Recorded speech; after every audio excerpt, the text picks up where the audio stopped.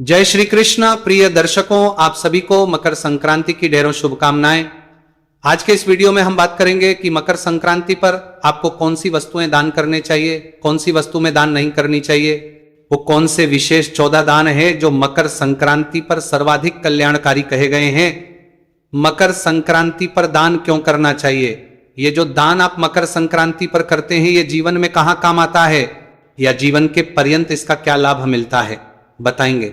मकर संक्रांति पर अगर आपने अभी तक दान नहीं किया था, शुरू करने जा रहे हैं, तो पहली बार क्या वस्तु दान करें, इसको दान को करना कैसे चाहिए, दान देने की विधि क्या है, क्या कोई संकल्प करना चाहिए, हाथ फेर के मनस के देना चाहिए, कैसे देना चाहिए, ये दान किस किस को दिए जा सकते हैं, 14 वस्तुएं किसको दान देनी चाहिए, और मकर संक्रांति का जो दान है वो किसके निमित्त कहा गया है। इस प्रकार से संपूर्ण जानकारी मकर संक्रांति पर किए जाने वाले दान, पुण्य और 14 वस्तुओं से संबंधित विशेष दान के बारे में इस वीडियो के माध्यम से प्रदान की जाएगी। आप है कि वीडियो यदि थोड़ा सा भी अच्छा लगे तो कृपया एक बार लाइक अवश्य कर दीजिएगा और जितना हो सके शेयर कीजिए, क्योंकि इस प्रकार की सही जानकारियां सही विधि से मिल पाना बड़ा मुश्किल होता है और सभी को इसकी आवश्यकता होती है। जितना आप शेयर करेंगे लोगों के लिए लाभकारी होगा। भगवान सूर्यदेव का यह समय है, भगवान सूर्यदेव को समर्पित यह संक्रांति है, तो भगवान सूर्यदेव का आशीर्वाद प्राप्त करने के लिए कमेंट बॉक्स में अवश्य लिखिएगा जय सूर्यदेव। इसके अतिरिक्त कुछ कहना चाहें, पूछना चाहें तो कमेंट बॉक्स में लिख के अपनी राय है, पूछना चाहें तो पूछ सकते हैं। आप देख रहे हैं सनातन धर्म का संसार, ज्योतिष संस्थान का प्रतिष्ठित यूट्यूब चैनल सनातन धर्म का संसार। धार्मिक हम यहाँ पर सभी व्रत और त्योहारों की सही शास्त्रीय जानकारी प्रदान करते हैं। ज्योतिष शास्त्र और पंचांग के आधार पर आपको बताते हैं कौन सी तिथि कब है, व्रत आदि कब करना है, क्या विधि है, क्या नियम है और क्या गलती नहीं करनी है।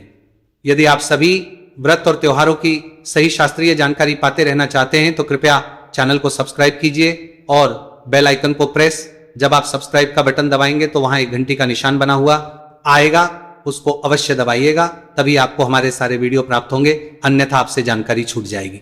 आइए प्रिय दर्शकों, जानकारी आरंभ करते हैं। बात करते हैं क्या दान हमें करने चाहिए मकर संक्रांति पर और कौन सी वो 14 वस्तुएं हैं जो विशेष लाभकारी हैं।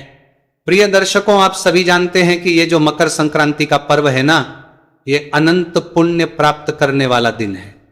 ये अनंत की प्राप्ति कराता है, मनुष्य के कल्याण के लिए अत्यंत ही महत्वपूर्ण होता है। मकर संक्रांति का दिन इतना महत्वपूर्ण क्यों है और इसे मकर संक्रांति क्यों कहते हैं। प्रिय दर्शकों, आप जानते हैं कि सूर्य देव जो हैं चलायमान ग्रह हैं, अर्थात वो सदा चलते रहते हैं, निरंतर चलते रहते हैं, उनका रथ कहीं भी थमता नहीं है, रुकता नहीं है। इस प्रकार 12 महीने वो लगातार चलते हैं और एक महीने एक राशि में गोचर करते हैं, विचरण करते हैं, अर्थात 12 राशियां जो है ना, इस वायुमंडल हमारे चारों तरफ है। अब सूर्यदेव लगातार जब घूम रहे हैं तो वो एक एक महीना एक एक राशि से गोचर करते हैं, अर्थात एक राशि से निकल के दूसरी राशि में जाने में उनको एक महीना लगता है और ऐसे 12 राशियों में 12 महीने वो भ्रमण करते हैं। तो इस प्रकार से संक्रांतियां तो प्रति माह आती हैं, हर एक महीने एक संक्रांति होती है। वो संक्रांति उस राशि के नाम से जानी जाती है जिस राशि में सूर्यदेव प्रवेश कर रहे हैं। तो अब 14 जनवरी को जब सूर्यदेव मकर राशि में प्रवेश करेंगे, अभी धनु राशि में चल रहे हैं, सूर्यदेव उनका गोचर धनु राशि में है, जो 16 दिसंबर से हुआ है, जब से क्रमास की शुरुआत हुई है।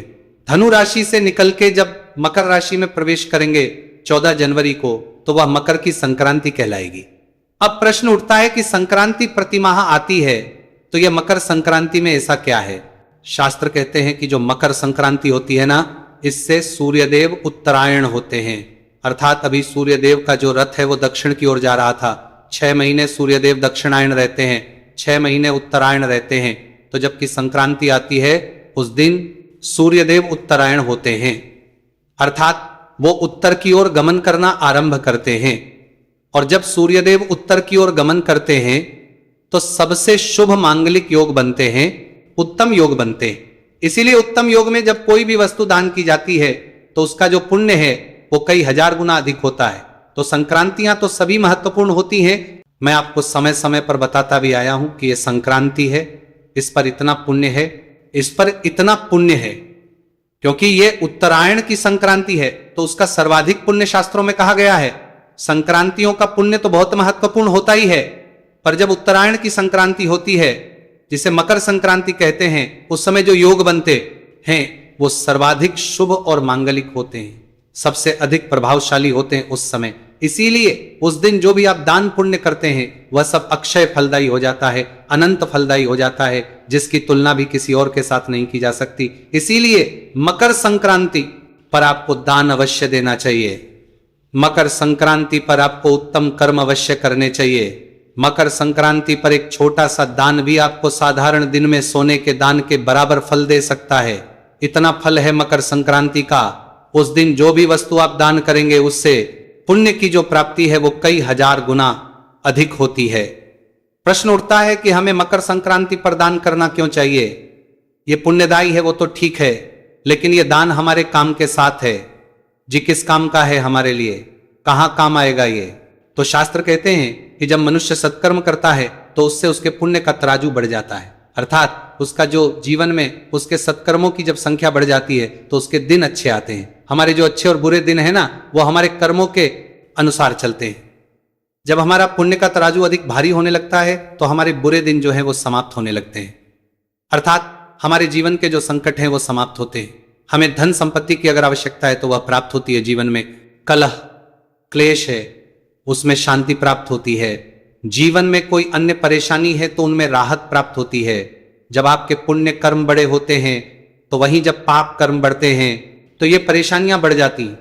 तो दान जब आप करते हैं, सदकर्म जब आप करते हैं तो आपका जीवन जो है वो सुखी होता है। ये तो लाभ है इसी जीवन में। दूसरा इसका जो लाभ है वो हमारे संसार से जाने के बाद के लिए है। गरुड़ पुराण कहता है कि ये जो आप दान करते हैं ना, ये सब दान परलौकिक जो कार्य है उसमें आपकी सहायता करता है। जब प्राणी अपना देह त्यागता है, आत्मा शरीर से निकल के परलोक में जाती है, तो उसका जो मार्ग होता है ना वो बहुत बड़ा होता है और बहुत कठिन भी होता है। वहां ये सब दान पुण्य आपके काम आते हैं। यदि आपने ये वस्तुएं दान की होती हैं तो ये सारी सुविधाएं, ये सारी वस्तुएं आपको उस मार्ग पर मिलती हैं और फिर आपका वो जो मार्ग है उसको बिताना सरल हो जाता है।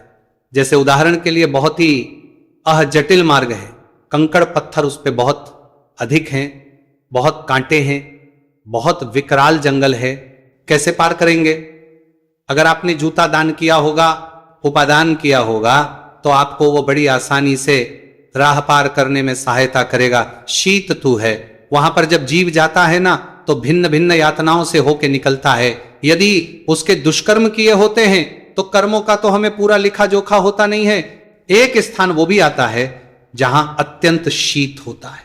अब जो सत्कर्म करके जाएगा उसको वहां उस शीत से बचने के लिए वस्तुएं जाती है। जैसे हम यहां सर्दियां होती हैं तो कैसे बड़ी बड़ी जैकेट्स पहन लेते हैं, शटर पहन लेते हैं, वैसे ही वहां जीव को मिल जाती है चीजें जिससे कि वह शीत वाला जो रास्ता है वो आराम से पार हो जाता है। तो ये जो हम दान करते हैं, ये दान हमारे आगे के मार्ग में, हमारे जो यहां से जाने के बाद का जो मार्ग है उसमें बड़ी सहायक होते हैं। और जब तक हम इस जीवन में है तब तक तो हमारे सुखों को लाने में इसकी सहायता होती है, सुखों को प्राप्त करने में ये बड़ा सहायक होते हैं। इसीलिए हमें मकर संक्रांति पर तो दान करना चाहिए, क्योंकि इस दिन पर छोटा सा दान अधिक पुण्य देता है। इसलिए मैं कहता हूं कि संक्रांति के पर्व को हाथ से ना जाने दीजिए। तो बाकी बातें बताऊं या बाकी चीजें बताऊं कि क्या दान देनी चाहिए, उससे पहले जानते हैं वो 14 वस्तुएं जो मकर संक्रांति पर दान की जाती है, और उसमें भी जो पहली बार शुरू कर रहे हैं उनको किस वस्तु से इसकी शुरुआत करनी चाहिए। और ये जानकारी हमारी युवा पीढ़ी के लिए बड़ी महत्वपूर्ण है, क्योंकि देखिए जो हमारे बड़े बुजुर्ग हैं, जो हमारी माताएं बहनें हैं, पहले से करते आ रहे हैं, उनको जानकारी, जो युवा पीढ़ी है ना, जो अभी इस आस्था के समुद्र में गोता लगाने के लिए तैयार है, तो उनके लिए बड़ा महत्वपूर्ण हो जाता है जानना कि वो कैसे शुरुआत करें। और उनको जब सही जानकारी प्राप्त हो जाएगी ना, तो आप यकीन मानिए वो हमारे इस कर्म को और उत्तम तरीके से करेंगे। तो अब जो भी लोग पहली बार दान करने जा रहे हैं, मकर संक्रांति का 14 वस्तुओं का जो नियम होता है ना, अगर आपने पहले कभी नहीं दिया है और आप पहली बार शुरू करना चाहते हैं, तो ऐसे किसी भी व्यक्ति के लिए, चाहे महिला है, पुरुष है, बुजुर्ग, जवान है, उन सब के लिए पहली वस्तु जो है वो जो शुभ और मंगलकारी कही गई है वो होती है गोला। आपको गोले से शुरुआत करनी चाहिए तो आप 14 गोले का दान कीजिए। 14 गोले जो गोलागिरी आती है ना, जो पूजा में प्रयोग होती है, हवन की पूर्णाहुति में भी दी जाती है, तो या तो 14 गोले ले लीजिए आप। 14 गोले नहीं तो उनके स्थान पर नारियल भी ले सकते हैं। 14 नारियल ले लीजिए और आप उसका दान करें। अब इनका दान करना कैसे है ये मैं आपको अंत में बताऊंगा कि जो वस्तुएं इनको दान कैसे करना है। मैं पहले वस्तुएं बता देता हूं 14 कौन सी है, फिर लास्ट में बताऊंगा कि इनको दान करने से पहले आपको क्या कोई संकल्प करना है, पूजन करना है या क्या करना है। तो पहली शुरुआत आप जो है वो करना चाहते हैं तो गोले से कीजिए। 14 गोले आपको इसमें लेने हैं या 14 जटा वाले नारियल आप ले सकते हैं, ये समय से लेकर रख लीजिएगा। दूसरी जो उत्तम वस्तु है वो है सुहाग की वस्तुएं। सुहाग की जो वस्तुएं हैं न, ये बहुत ही शुभ कही जाती हैं। जब आप सुहाग की वस्तुएं दान करते हैं तो ये अत्यंत पुण्य करती। आप चाहें तो सुहाग पिटारी बना सकते हैं। सुहाग पिटारी में क्या, एक पैकेट बना लिया जाता है सुहाग की वस्तुओं का, उसमें 14 वस्तुएं ले ली जाती हैं जो आपके महिलाओं के जो श्रृंगार में काम आती हैं। 14 वस्तुएं ले लीजिए आप। उसमें बिंदी ले ली, लिपस्टिक ले ली, काजल ले लिया, मेहंदी ले ली। इस प्रकार से 14 वस्तुएं आपने ले ली, उनको एक पैकेट बना लिया। ऐसे 14 पैकेट आपने बनाने हैं। अब अगर किसी के पास अधिक सामर्थ्य नहीं है, सामर्थ्य से भी प्राय अधिक धन खर्च नहीं कर सकते, क्योंकि 14 वस्तुएं लेके जब 14 पिटारी बनाएंगे तो उसमें बहुत अधिक खर्चा आता है। तो उस अवस्था क्या करेंगे आप कि 14 वस्तुएं भी ले सकते हैं। 14 वस्तुओं के 14 पैकेट के स्थान पर केवल 14 वस्तुएं ले लीजिए। 14 बिंदी के पत्ते ले लीजिए केवल, या अन्य जो भी है, सिंदूर ले लीजिए 14, या फिर मेहंदी ले लीजिए 14। वो लेनी है और वो किसको दान देनी है? 14 सुहागनों को दान देंगे। ये सुहागन कौन होंगी? ये सुहागन वैसे तो प्रेफर किया जाता है कि जो आपके परिवार की महिलाएं होती हैं उनको दिया जाए। आपकी जेठानियां हैं, सास है, नंदे हैं, उनको दीजिए। अगर वो पूरे नहीं हो रहे हो तो आपकी जो भी मिलने जुलने वाली महिलाएं हैं, जो सुहागन है, जो उसको महत्व देगा, जो सके, उनको आप ये वस्तुएं दान दीजिए। ऐसे ही 14 सुहागन महिलाओं को दी जाती हैं, क्योंकि पुराण कहते हैं कि सुहाग की वस्तुओं को जितना बांटा जाता है उतना ही आपका सुहाग जो है वो उत्तम होता है, मजबूत रहता है और लंबे समय तक आपका दाम्पत्य जीवन सुखमय व्यतीत होता है। इसीलिए सुहाग की वस्तुओं को दान करने की परंपरा जो है ये हमारे सनातन धर्म में प्राचीन समय से ही है। इसके अलावा आप 14 बर्तन बांट सकते हैं। बर्तन बांटने का भी बड़ा अधिक महत्व है और बहुत अधिक फल कहा गया है, तो आप बर्तन बांटने का भी नियम ले सकते हैं। 14 बर्तन बांटने हैं आपने। संक्रांत वाले दिन 14 बर्तन, क्या, जैसे कि उदाहरण के लिए आप लोटा ले लीजिए। बांटने वाले गिलास बांटते हैं, कुछ बांटने वाले कटोरी बांटते हैं। जिनके पास अधिक धन है, जो अच्छा खर्च कर सकते हैं, आप केसर और ला सकते हैं। 200-250 रुपए का एक आता है, बोतलें ला सकते हैं। स्टील की जो बोतलें आती हैं आजकल पानी आदि की, वो ला सकते हैं। आप नाम लिखवा के भी उनको आप दे सकते हैं। इस प्रकार से कोई भी आप बर्तन ले सकते हैं। इसमें ध्यान दीजिएगा कि एक लोटा आप तांबे का लीजिएगा, क्योंकि सूर्य भगवान को तांबा अति प्रिय है। तांबे का एक लोटा लीजिएगा और वो पंडित जी को दान दीजिएगा मंदिर में। अगर आप बर्तन बांट रहे हैं तो 14 में से एक तांबे का लोटा लीजिएगा। फिर कहूं कि तांबा जो है सूर्य भगवान को अति प्रिय है, इसीलिए तांबे के लोटे का दान मकर संक्रांति पर अधिक उत्तम रहेगा। इसके अतिरिक्त आप पूजा की घंटी सकते हैं, जो गरुड़ जी कहते हैं।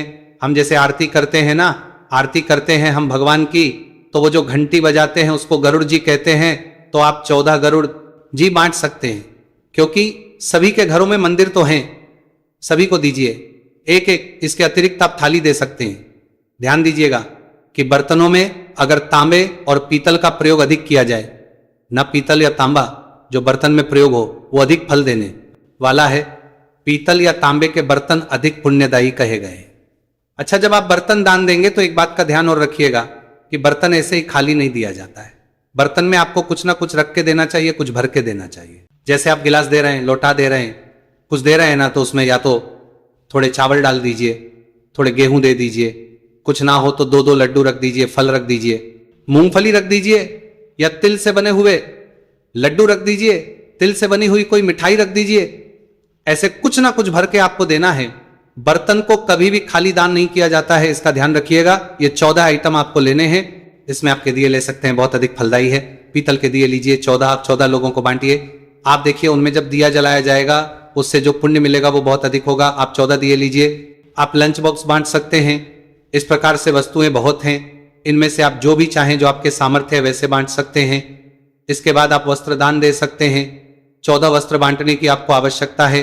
14 क्या वस्त्र लें आप चाहे तो 14 स्वेटर ले सकते हैं, महिला देने हैं, 14 महिलाओं के लिए स्वेटर ले लीजिए। 14 कंबल ले सकते हैं, 14 कंबल ले लीजिए। एक कंबल पंडित जी को दीजिएगा, बाकी आप बाकी लोगों में बांटिएगा।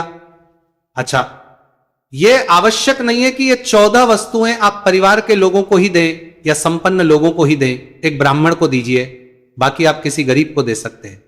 ब्राह्मण को इसलिए आवश्यक है दान देना क्योंकि ब्राह्मण को जो दान देते हैं उसे पुण्य अधिक प्राप्त होता है। ब्राह्मण को दिया जाने वाला जो दान है वो सर्वाधिक पुण्यकारी शास्त्रों में कहा गया है। इसीलिए आपने एक न वस्तु ब्राह्मण को अवश्य देनी चाहिए, और ब्राह्मण में भी योग्य ब्राह्मण को, ऐसा नहीं किसी भी ब्राह्मण, केवल जात से ब्राह्मण होना नहीं, उसकी योग्यता होनी चाहिए। अर्थात वह भगवान की भक्ति करने वाला हो, वेद पाठ का ज्ञाता हो, वेदों को पढ़ने वाला हो, भगवान की कथाएं करने वाला हो, जो पुण्य कर्म करता हो, जो भगवान की भक्ति करता हो, ऐसे किसी ब्राह्मण को दान दिया जाए वह सर्वाधिक पुण्यदायी कहा गया है। तो कपड़े ले सकते हैं, कंबल, स्वेटर, शॉल। अच्छा, इसमें रंग का कोई भेद नहीं, ऐसा नहीं है कि काला नहीं लेना या नीला नहीं लेना। इस दान में कोई भी रंग ले सकते हैं, और उन्हीं वस्त्र बहुत अधिक शुभदायी कहे गए हैं। उन्हीं वस्त्र में आप टोपी ले सकते हैं, कैप जो आती है उनकी बनी हुई गरम, वह भी ले सकते हैं, कम पैसे में आ जाती हैं, 14 और आराम से बांटी जा सकती हैं। आप बेडशीट बांट सकते हैं, आप टॉवल का दान कर सकते हैं, तौलिए जो आते हैं, आप सूट बांट सकते हैं, आप साड़ियां दे सकते हैं। 14 साड़ियां लोग तो ब्लाउज पीस भी देते हैं, अगर आपके अधिक हो नहीं है तो आप ब्लाउज पीस बांटिए। आप जुराब दान कर सकते हैं, 14 सेट जुराब के ले आइए, या 14 पैंट शर्ट बांट सकते हैं। पाठ पूजा के लिए जो आसन प्रयोग होते हैं ना, वो आसन बांट सकते हैं। आप 14 आसन बांट सकते हैं। तो जितना आप गर्म कपड़े और गर्म वस्त्र दान करेंगे ये बहुत कल्याणकारी होगा। जैसा कि मैंने आपको बताया कि जब आत्मा का अंतिम सफर होता है उस समय ये वस्तुएं बड़ी काम आती हैं। जब शीत मार्ग को आप पार करेंगे तो वहां ये उन्हीं वस्त्र आपके लिए बड़ा ही सहायक रहेंगे। लड्डू गोपाल की पोशाक, आजकल सभी के घरों में लड्डू गोपाल है। आप 14 लड्डू गोपाल की पोशाक लाइए, वो बांटिए, का फल बहुत अधिक है। आपको चप्पल या जूते का दान करना चाहिए। जूते या चप्पल का दान जीवन में कम से कम एक बार आपको अवश्य करना चाहिए। यह बड़ा महत्वपूर्ण है और बड़ा सहायक होता है आपको। इसका पुण्य फल बहुत अधिक है, क्योंकि जैसा मैंने आपको बताया कि जब आप गरुड़ पुराण के अनुसार बात करें तो जो एक पथरीली राह पर जब जीवात्मा चलती है तो उस समय ये आपके काम आते हैं। आप छतरी दान कर सकते हैं। छतरी का बड़ा महत्व है, और इसमें भी छतरी में भी काली छतरी दान कीजिए। काली छतरी का बहुत अधिक महत्व कहा गया है। ये 14 काली छतरी आप दान कीजिएगा। काली छतरी के विषय में एक विशेष महिमा कही गई है। मैं प्रयास करूंगा कि काली छतरी के बारे में एक अलग से वीडियो बना के दूं कि कैसे ये अधिक महत्वपूर्ण है। आपको प्रकाश दान अर्थात टॉर्च दान करने चाहिए। टॉर्च जो दान करते हैं ना, ये बड़ा ही उत्तम होता है। ये भी आपके सफर में काम आती है और इसका उपयोग अधिक है, तथा इससे मिलने वाला जो पुण्य है वो अधिक है। तो आप 14 टॉर्च भी दान कर सकते हैं। तो इस प्रकार से ये दान की वस्तुएं हैं जो आपको दान करनी चाहिए। 14 वस्तुएं जो मैंने, इनका जब आप दान करेंगे, केवल जो भी वस्तु चुने वो 14 आपको गिनती में लेनी है और वो दान करनी है। कैसे ये 14 ले लिया आपने, इकट्ठी कर लीजिए। 14 जगह पे रख लीजिए इनको। जो आपका पूजा स्थल है वहां पे पहले गंगा जल युक्त जल से छींटे देके उस स्थान को शुद्ध कीजिए। वहां पे इन वस्तुओं को रखिए, फिर हाथ में जल लीजिए, अक्षत लीजिए और भगवान नारायण का ध्यान करते हुए 3 बार बोलिए श्री विष्णु श्री विष्णु श्री विष्णु। अपना नाम, अपना गोत्र, जिस स्थान पर बैठकर संकल्प कर रहे हैं वहां का मकान, क्षेत्र का नाम, शहर का नाम, माघ, कृष्ण, पक्षी, मकर, संक्रांति, उपलक्ष्य, वस्तु के स्थान पर जो भी आप वस्तु दान कर रहे हैं वो वस्तु बोलिएगा। और वो जो हाथ में जल है उसको चारों तरफ घुमाइए। जो 14 वस्तुएं हैं उनके चारों तरफ घुमा के और उसको छोड़ दीजिए, हाथ जोड़ के कीजिए। और उसके बाद आप ये वस्तुएं उपयुक्त लोगों को दे देंगे। जो 14 लोग हैं, आप जिनका भी चुनाव आपने किया होगा, किन किन को देना है वो आप दीजिएगा। इसके अतिरिक्त एक प्रक्रिया जो हमारे घर में माताएं करती आई हैं कि अगर आप संकल्प इस प्रकार से ना कर पाए तो सीधे हाथ में अपने जल लीजिएगा और जो महिलाएं कर रही हैं वो अपने साड़ी का पल्लू उसमें अवश्य लगा लीजिएगा और उसके बाद उस जल को चारों तरफ घुमाइएगा उन वस्तुओं के 14 वस्तुओं के और उसके बाद छोड़ दीजिएगा नमस्कार करके और फिर आप वो वस्तुएं दान कर, क्योंकि संकल्प करना सबके लिए संभव नहीं था, इसलिए प्राचीन प्रकार से जो हमारी माताएं बहनें हैं वो इस प्रकार से ही इसको हाथ फेरना कहती हैं। इस प्रकार से जल लेके घुमा के चारों तरफ से और छोड़ दिया, उन सबको हाथ लगा दिया, इसको हाथ फेरना कहते हैं। और उसके बाद हाथ फेरने की ये प्रक्रिया करके फिर ये सभी वस्तुएं जिन जिन को देनी है उनको दे दी जाती है। ये थी जानकारी संक्रांति की 14 वस्तुओं के विषय में। और भी बहुत सारी ऐसी वस्तुएं हैं जो दान की जाती हैं। 5 वस्तुओं का महत्व भी बहुत अधिक है, उसके विषय में वीडियो जल्द ही आएगा। भगवान कृष्ण सबका कल्याण करें। हरे कृष्ण।